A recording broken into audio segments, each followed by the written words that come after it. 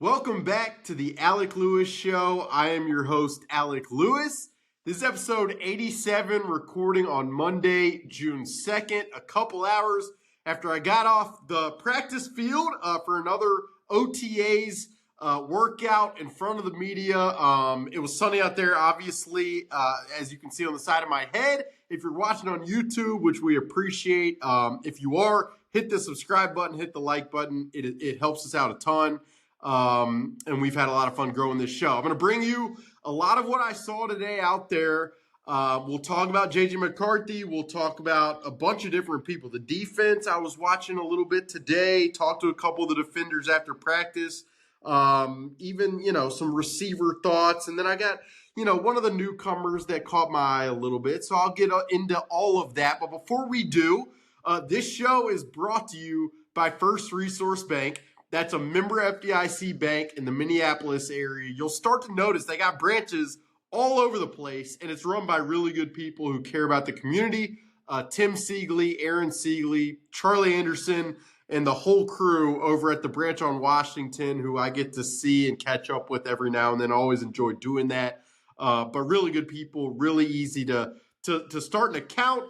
Information on their branches and how to do that is in the description below. So please go check them out. You will not be disappointed. Someone commented in the last episode and they're like, man, this guy's sniffling like crazy. I think they thought I was on drugs. Nope, just been under the weather for much longer than I would hope to be, as I've waited 7 months for it to be sunny outside, to be on patios, to be out near the lake and doing stuff like that, playing golf.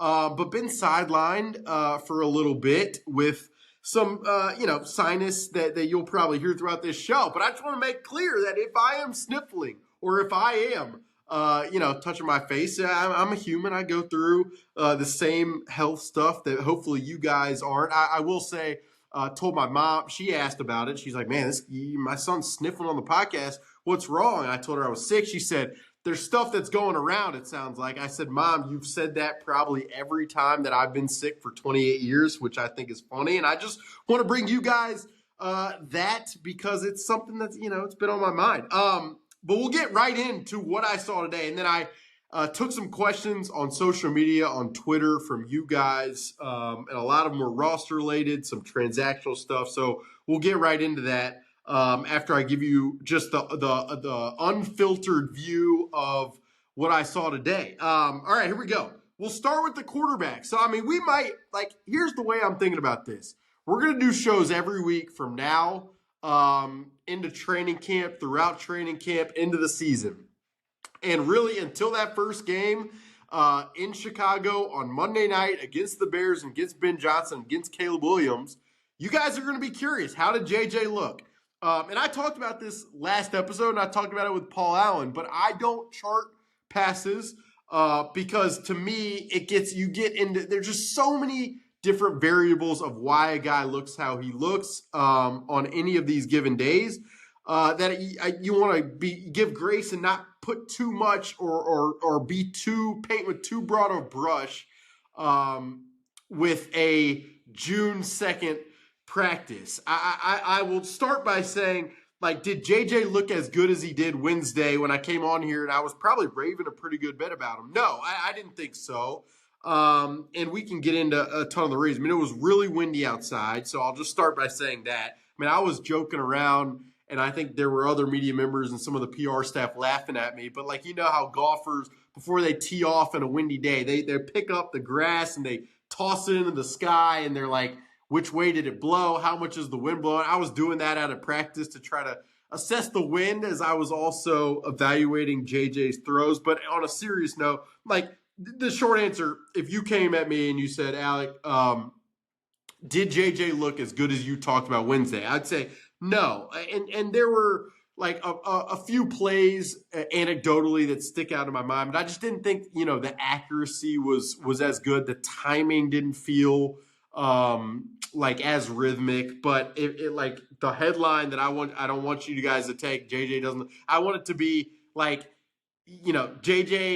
he didn't look as good. And I'll say Wednesday, I was pretty impressed by just what I saw from him. So, and you never know. And I said this on Wednesday's podcast, and I've said it in the past, but like you never know like what might have been affecting him. Again, it could be the wind. It also could be maybe Kevin O'Connell and Josh McCown were throwing him lengthier play calls than they ever had. And that's not something you'd ever know standing atop a hill just watching from the perspective that I was watching. So it's important for me in my role to mention that. I also think like you never know if JJ decided today, like, hey, this is going to be a day where I really try to fit into tight windows, or I really try to throw at a certain, at a certain spot. Like we didn't talk to JJ today. And even if we had talked to him, I'm not sure if he would ever be that forward of walking us through his entire thought process, trotting out to the practice field. And I've said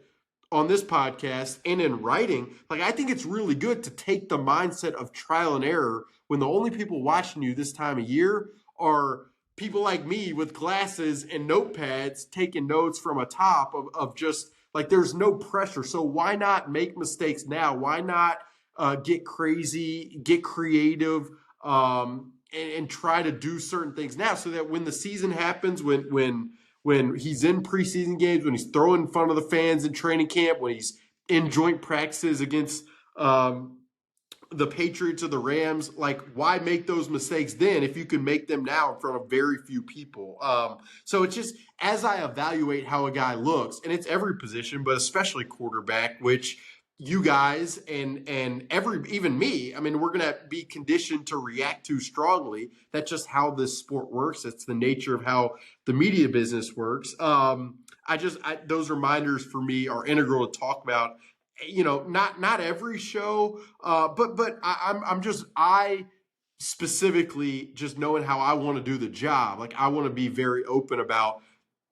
I think so often in my role, like you can act like you know everything, and there's just a lot at times that is uncertain that you have to be willing to admit. So there's that. I mean, the play that, like I think, if you ask me to remember the second OTA practice before JJ's first season starting, and like you were trying to jog my memory, you'd probably say, well, like it was the practice where he threw that interception to Isaiah Rodgers, and the play was essentially it was a crossing route to Jordan Addison toward the left sideline, and JJ kind of progressed, if I'm not mistaken, from the right to the left, and he got to that spot where Jordan Addison was angled kind of towards the corner, toward the left sideline. JJ tried to feather a pass up and over Isaiah Rodgers to Jordan Addison. Isaiah Rodgers undercut the pass, intercepted it. And the defense does what this defense does when they turn the ball over. They hoot, they holler, they sprint, they hop atop one another. And then after the pass, while the defense was celebrating crazily around Isaiah Rodgers, who I'm going to get to at some point in this show, who I talked to today, Kevin O'Connell walked up to JJ and they were having a brief little like teaching moment. But I wrote this in my story for tomorrow morning, which I want you guys to read, and which I'm going to talk about a little bit in depth later on the show. I called that a teaching moment, but you never know. I mean, it could have been Kevin O'Connell going up to JJ and saying, hey, I'm really glad you tried that throw there. Hey, it was great that you progressed to that point in the play because it means you picked up something on the defense. Like there are those little nuggets that in my job, those little conversations, those anecdotes that I think bring you as deep as possible. Like it's my job to uncover that stuff, but there are just practices and times where it's difficult to do that, and that was one of them. So that play stands out in my mind. I mean, I can also flip it the other way. Like there were, if I wanted to be Mr. Rosie all the time, like I will say there were some just sideline deep balls, like you're just classic 7-on-7 streaking down the sidelines where I thought JJ was leading guys down the field 40 yards, 50 yards down the field. And I think like among the questions, and I've gone over this as well, but like that we've asked about JJ that probably you guys who really study it or evaluate it to the point at which you're listening to my podcast about it, you've probably wondered or asked, like it's some of the footwork stuff. It's some of like, does he overstride? It's the torque he puts on his arm. It's the layering down the field. But then one of the maybe questions, if you want to put it that way, is like like arc on deep balls down the field. And I thought like he threw a bunch today that I thought like, you had Jordan Addison lunging out for it, not just like slowing down to make sure he catches the pass. And so that was positive. I mean, there was a red zone sequence where it's obviously coaches will always tell you red zone, things move fast, it's tight windows, you got to be quick, you got to process fast, all of that.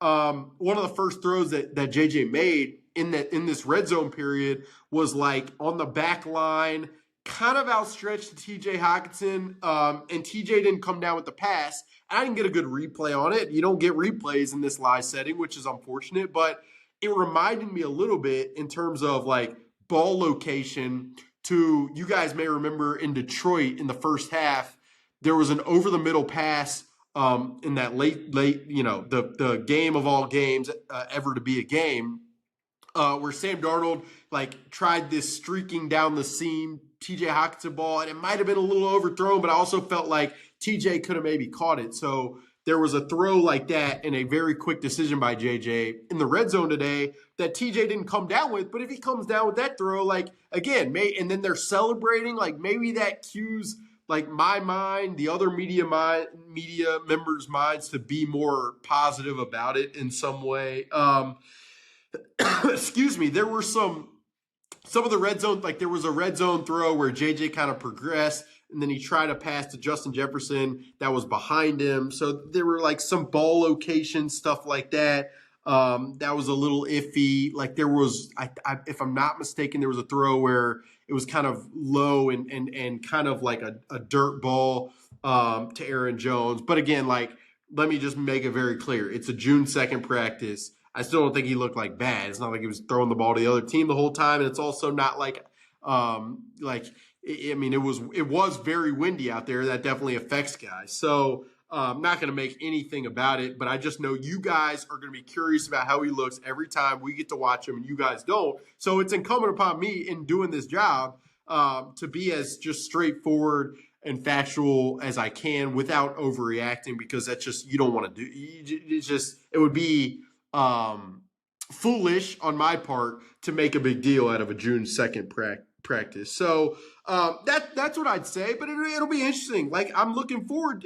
That's some of the fun part with this is next week when I'm out at the field for mandatory minicamp, how does JJ look? And then how does he look in training camp compared to these times? Like, I had this conversation with somebody, but last year during the spring, JJ McCarthy, he wasn't exceptional. Like, I remember ESPN, I think, displayed this throw that he had where he like threw it behind Josh McCown and it went into the bushes, and people like that got put on social media and people were going nuts about it and all of that. So like this time of year, it's not the most competitive juices environment. And it is more of the best way to sum up what these practices are. And I'm going to get into this in a second.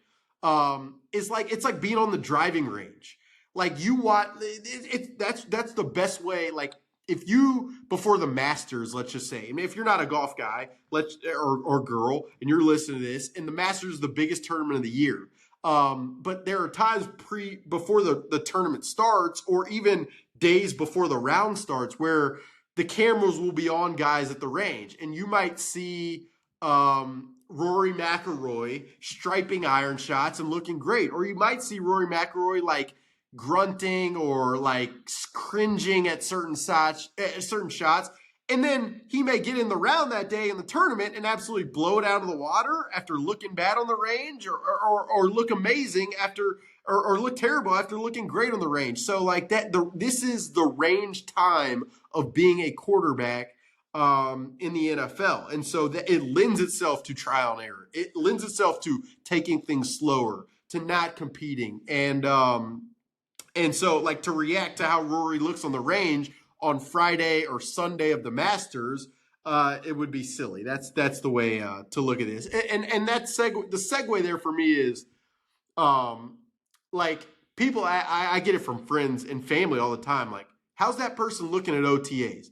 And like, I think sometimes I get it because I get to be out here and you guys would kill to be out here. And that it's something I have in my mind every day I drive out to the facility, especially this time of year, or every day I'm writing or any of that. Like the gratitude for me of getting to do this job, I don't take for granted. But I just want to make clear, like these OTAs practices for a while, it's just stretching, it's jogging, it's quarterbacks like weaving in and out of cones, drills, just very like rudimentary stuff. And then they get into some 7-on-7, which gets a little more competitive, but sometimes there's defense out there and they're testing their own coverages and they're trying different stuff. And then even when it gets to be like the offensive line, the defensive line get into play, like there are a lot of reps where the players are jogging. It's just jog through reps, get a feel, walk through type reps. And they can be very valuable to the players. Specifically, we're trying to learn systems and learn schemes and all that. But from a media standpoint, like to make a lot of it, or like when friends ask me, what'd you see? I always say, like, I'm going to be very open with you. And you guys are listening to this show every week. So I feel the need to say to you guys, like, you're not seeing a ton here, multiple times to where you really have a good feel of what you're seeing. Like just during the season, until I see the all 22 of specific plays, there's only a certain level of conviction I have. But in this environment, like you're just not seeing enough to make any rash opinions or judgments that at least in my role, in my opinion, with the way I view the job, are relevant enough to make a big kerfuffle about. That's probably not the right word. But it felt awesome to say. So that's just what I want to say. We'll segue immediately to Isaiah Rodgers. So he didn't practice Wednesday, and I mean, I wasn't concerned at all. Like it's a voluntary OTA. Guys have family stuff. There's a lot going on right now. It is, in fact, voluntary OTA season this summer. But I did want to see Isaiah Rodgers up close, what he looked like, and I mentioned that interception, which was impressive. But I really want to start. I mean, this guy comes out on the field with like electric yellow, the color, electric yellow, think very bright yellow, gloves and shoes. And it reminded me, or not reminded me, but it was something it's something I wanted to say. I mean, on last week's podcast, I said that when guys wear smaller numbers, like Jalen Naylor switching from 83 to 1, they usually look faster. They look more fluid. And then I said this on KFAN. You guys might have been listening to the segment with Eric Nordquist last Friday. I was very sick, so I was probably saying some crazy stuff that day. But I repeated that statement, and I mean, the text line was crushing me. The preposterous statement tournament added that quote as an entry, even though science backs it. So I'm just gonna, but I have an addendum to it, or another layer of thought for me when cornerbacks, receivers wear accessories that pop, like lime shoes, like lime gloves. In Isaiah Rodgers' case, electric yellow gloves and shoes. It just adds a layer of swag, of aura.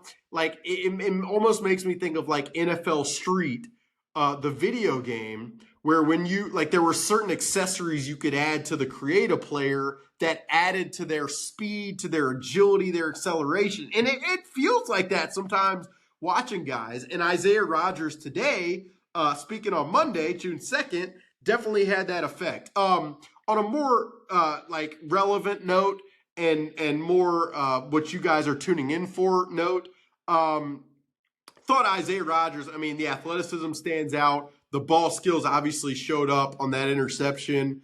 But just like he doesn't look when the Vikings signed him as the first guy in free agency, and at that point the Vikings had been pretty quiet in free agency, and I think I started to get texts from people like, what is going on? Why aren't they doing anything? They talked a big game about wanting to add to the trenches and do all this stuff, and yet our only player to show for it right now is Isaiah Rodgers. What the heck is going on? Well, obviously, the Vikings rectified those concerns, or they made good on those concerns very quickly with as many players as they signed and paid for over the days that followed that. But when they signed Isaiah Rodgers, one of the aspects to him that was curious to me is like from a measurable standpoint, he is not big. I mean, he was listed maybe around 6 foot, around 170 pounds.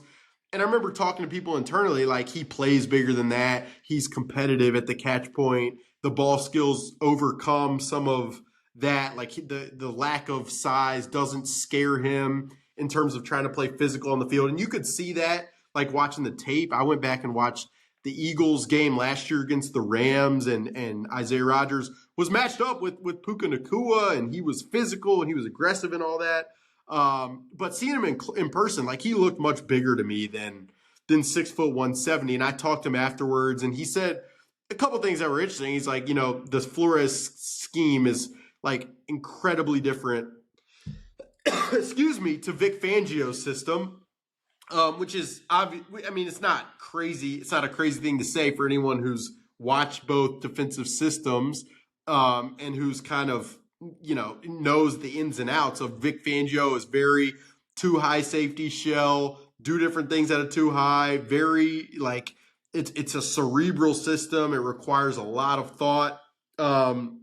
Whereas Isaiah Rodgers' like flow system is more like you're thriving off instincts. You're finding the ball. You're creating turnovers, and you could tell just talking to him like how much fun he's having. And when the Vikings kind of like have showed some base personnel stuff, the cornerbacks out there have been him. Today it was him and Byron Murphy, and then when they were in nickel personnel, which is for those who are, for the uninitiated, listen to this, that's when you have 5 defensive backs on the field. And when they had 3 corners, it was Byron Murphy, it was Isaiah Rodgers, and Jeff Okudah. And that's interesting. I mean, I'm sure to the questions that people toss me on social media, one of you guys' probably biggest curiosities is Jalen Ramsey. Is that possible? And like, I'm never going to rule out something like that where there's familiarity with the staff. Like there are at least 5 staffers who were on that 2021 Rams team that won the Super Bowl when Jalen Ramsey was the all-pro player. I mean, there's also like, you can imagine Jalen Ramsey, and as versatile as he is, fitting just like a glove with Brian Flores. But like, I mean, looking at the corners that were out there today, and again, Byron Murphy Jr. have a lot of respect for, trust in. Isaiah Rodgers, I mean, the way this Vikings defensive staff views him, it's hard not to believe in their vision. But I did kind of wonder as I'm standing out there like, man, if one of those guys goes down, and let's say Byron Murphy goes down, well, that, I mean, you're in trouble, obviously, from the outset that happens. But then you're relying on Isaiah Rodgers and Jeff Okudah, and then maybe Mekhi Blackman. Let's say Isaiah Rodgers goes down, then it's Byron Murphy, Jeff Okudah, Mekhi Blackman. I mean, that secondary, that cornerback crew for a team that is spending upwards of $357 million for this year's roster in cash, which is the highest that any team in the NFL is spending for this season. I mean, it'd be kind of difficult to imagine those 3 being the 3 that you're relying on. And this is where I teased this earlier, but I really want you guys to go to The Athletic on Tuesday morning and read the full story that I wrote on Jalen Ramsey, the conversation, how it kind of places this cornerback room in the crosshairs. I'll say that Mekhi Blackman, who I spoke to today alongside Doogie, who obviously does TV here, Mekhi was like, I've heard what people are said about our cornerback room, like, and then Doogie replied, like, what have you heard? And he's like, y'all know. And essentially, I mean, he's seen on social media the skepticism probably from a lot of you guys and even some of us in the media of, I mean, that you're relying on a lot from these current cornerbacks for a team that has the expectations that this one does. And I wrote kind of a whole story about this again for Tuesday with some thoughts from Harrison Phillips and just some insight about Jalen Ramsey. And so I want you guys to go read this. But again, as I'm standing out there and I'm watching, that cornerback crew, I am thinking to myself, like, they better be right in their evaluation of what Isaiah Rodgers is going to be, of what Jeff Okudah can be. excuse me, of what Mekhi Blackman might look like coming back from injury and all of that, because once Jalen Ramsey is acquired by another team, or once he's cut and signed by another team, the available talent is probably not going to rise anywhere close to the level that Jalen Ramsey offers or provides. So you better be sure that would not be a move that you want to make right now if that's the route that it indeed goes. Some other observations from what I saw today, and we'll run through these pretty quick here. I mentioned like the nickel groups type stuff, and I never want to overreact to this stuff, because last year or 2 years ago, for example, Joejuan Williams, who was this very big corner that the Vikings had, who was former, I think, second-round pick from the Patriots. Like, there was a day out at practice where he was like running with the first team a little bit, and then obviously like weeks later he was no longer here or involved at all. But like on the starters side of the field, and they usually run two different sides of the field. One group's the starters, one group is more of the developmental group and roster. It was interesting to see, like, at the times that Jonathan Allen and Javon Hargrave weren't out there on the defensive line. You saw Tyrion Ingram-Dawkins, who the Vikings drafted this past draft, obviously from Georgia, the player with upside that they really liked. You saw him like taking some snaps on the starter side of the field. I thought that was interesting. Jalen Redmond was obviously there. So was Levi Drake Rodriguez a little bit. It was good to see him mixing in. I saw a lot of Dallas Turner off the ball, which is, again, it's something that going to have to see that play out over time to really expect the Vikings to do that a ton. But, I mean, who knows? Maybe there's a defensive world this year where opposing teams are like, man, we don't want to turn the ball over as much as we did against this team last year. We threw a ton against them. We'll run the ball more this time around. Maybe that allows the Vikings to get in heavier personnel and play with a guy like Dallas Turner off the ball. It's kind of an interesting thought. I thought Eric Wilson was flying around. He was everywhere wearing his old number. And I just, like, at one point it was like, who is that guy out there? Oh, Eric Wilson. Not surprising to see him flying around. There was some man coverage mixed in defensively at times, which I always love to see. I don't know. They don't want us to talk a lot about probably like formations and coverages. And to me, to say there's man coverage doesn't do very much, but it's always good to see it. I just have wondered, as they've gotten younger at corner, if mixing in some more man and being more able to do that, knowing that the guys will recover better than a Stephon Gilmore or Shaq Griffin would have recovered last year, if that becomes more of a possibility and a change up. Like, I still don't think I think the days of Brian Flores running man full time, 50% of the time, the way he did in Miami, I think those days are gone. I think the fastball for Brian Flores here in Minnesota is the zone coverages, the non-traditional Tampas, the cover fours that turn into palms, all of that crazy intricate stuff that we'll tap on Cody Alexander for at some point before the season. Like, that's probably going to be the fastball. But I kind of, like,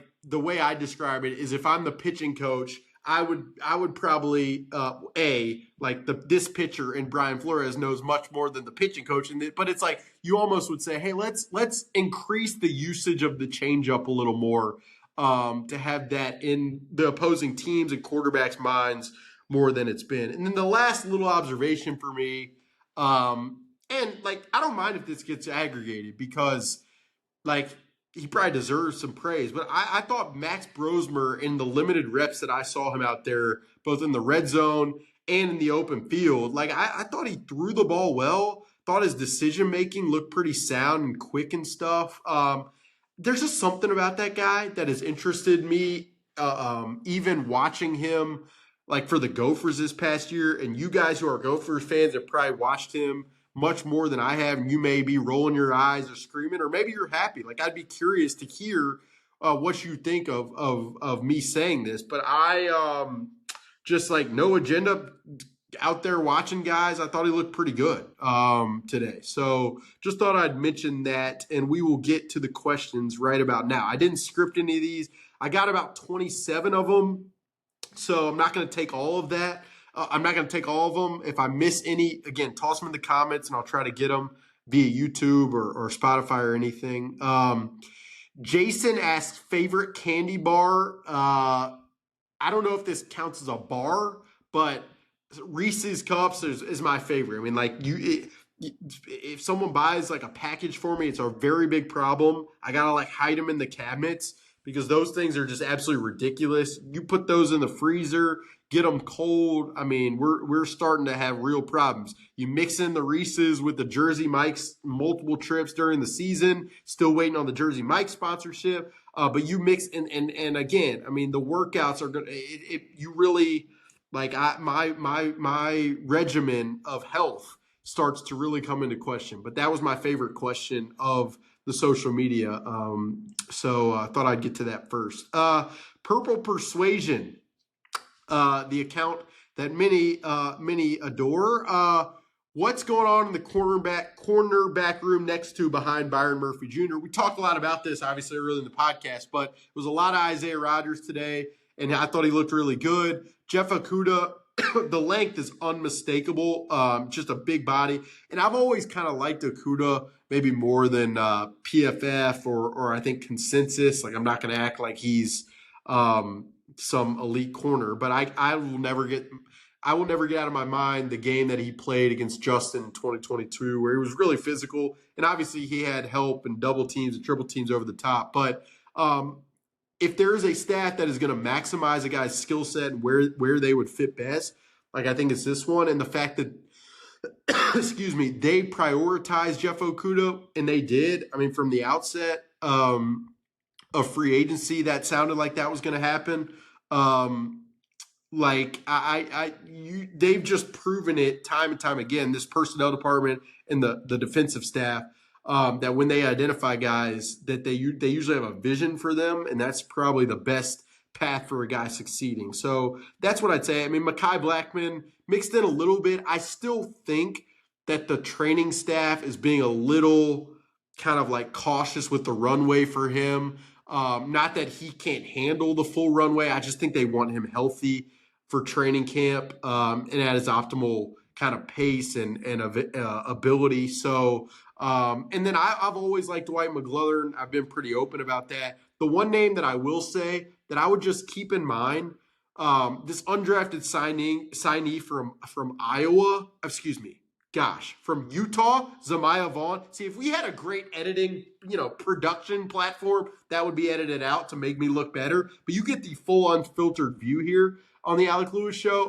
Zamiah Vaughn from Utah. He just looks really good out there. Looks comfortable out there. Looks like he's seeing it. I've got my eyes on that guy. Is what I'd say. Vikings fan page, any updates on a Josh Metellus extension possibly on the horizon? I've not heard anything. He's represented by Drew Rosenhaus. They have a great relationship with the Vikings. So at some point, you got the Van Ginkel extension done. You got Kwesi's extension done. For me, I just kind of like Josh has been out there. Josh, I mean, you guys see him out in the community and stuff. You see his presence. And then I think like with this safety room, when you have Theo, you have Harrison Smith, you have Josh Metellus. Like I think you're gonna need Josh Metellus. He's still young. Like to me, that's just kind of a no-brainer. It's just a matter of when. But haven't heard a ton about it of late. Dan P., what is the outlook for Dallas Turner coming into 2025? It's a great question. We're going to do something in depth on this over at The Athletic at some point. So stay tuned for that. But I think he definitely looks bigger. Like Dallas Turner definitely looks like he's put on some very good weight. And I mentioned he played a little bit off the ball, or I've seen him a little bit off the ball. He looks pretty good. Look, I know about Dallas Turner. Talking to people around him, there is an intense level of motivation. It has been from the time that last season ended to be the guy that I think everyone wants him to be. Let's see. Someone asked me, I can't remember the person's name, in a reply the other day to talk a little bit about the Vikings cap situation for 2026. So I'm just going to pull this up on Over the Cap. Right now for 2025, it looks like the Vikings have about $18 million in effective cap space for 2025. And you guys have asked a ton over are they saving it for the big move? I mean, I think they're saving it for if in the event that they need that money for now, a year that they are very invested in, obviously, like they have it. And then if they need to roll it over, or if no opportunity to help this team makes sense, and they need to roll it over, then they'll be able to. And that's $18 million. So right now, according to Over the Cap for 2026, the Vikings are $53 million over the cap. That's a lot. That's like third most in the NFL. And so you guys might be saying, what? We already spent all our cap space? Well, they obviously spent a lot on the signings that they've made this offseason. But what I would say is not only could you roll over $18 million, which would then drop you, if my math brain is working right now, to around $35 million over the cap. And then there are tons of ways to find themselves with some room. And I'll just run through some of them. And this is straight from Over the Cap. So it's something you guys could look up. But like Brian O'Neill, his contract will probably need to be reworked, or that'll become a question probably at some point. Like, let's say Brian O'Neill's not on the team. I mean, I hope he's on the team because I love talking to him, and I know they hope he's on the team because of what he's meant to the performance of the offensive line and to the locker room.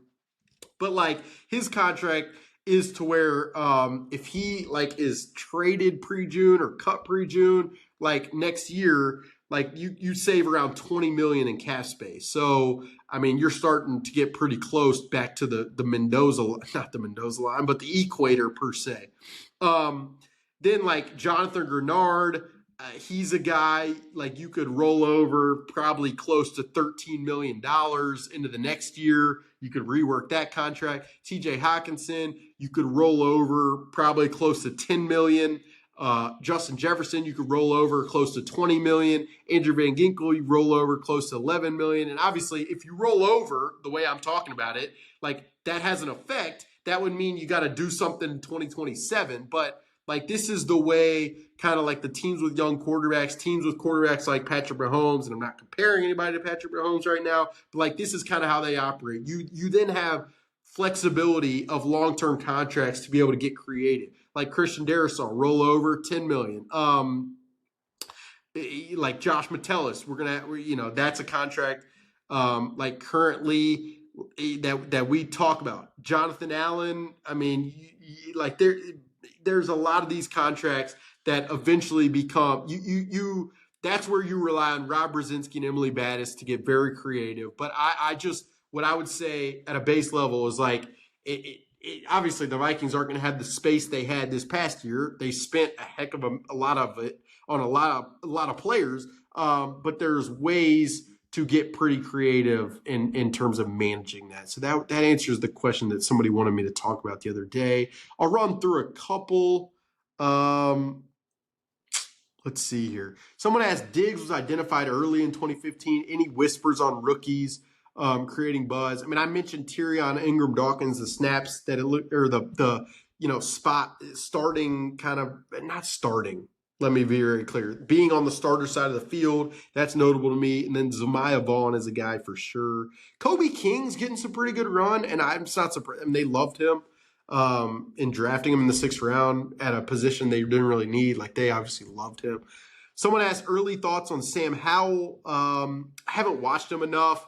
The zip on JJ's arm stands out by comparison, but that's about all I've got for now. He did make a throw, I will say, last Wednesday in the indoor, and there were a couple players I won't name that like gave me like a dang. So that's what I'll say. Carl Johnson, if and when Flores leaves for a head coaching gig, who are the prime candidates in house to replace him? I think the names, and I've talked about them before, the two names stand out immediately would be Durante Jones, who's in charge of the secondary, and then Mike Saravo, the off-ball linebackers coach. Probably the sneaky name would be like Thad Bogardus, who they shifted to coach the edge rushers this year. Thad was in Los Angeles for a long time, and I just think he's got a lot to him, and is pretty savvy. So I'd mention him. And then Marcus Dixon, defensive line coach, seems like he's done a pretty good job so far. So I'd mention him. Masaki asks, how's the run game looking? Haven't seen enough of it. Jordan Mason looks gigantic, and I wrote about him for Monday, so go check that out. Let's see. Alex Berger, is there a logjam at receiver after Jefferson and Addison? Who do you see getting receiver 3, 4 reps among Naylor, Felton, and Moore? Haven't seen anything of Rondale Moore to talk about. So I hope he'll be back for training camp, and if he is, we'll see. Ty Felton, he's interesting. Like, he's long, and he's definitely got long strides. But for me, I mean, Jalen Naylor is still the guy, very much the guy there. I think there's like this perception externally that like Ty Felton's just going to take Jalen Naylor. Like, I just don't see it like that at all. So that's what I'd say.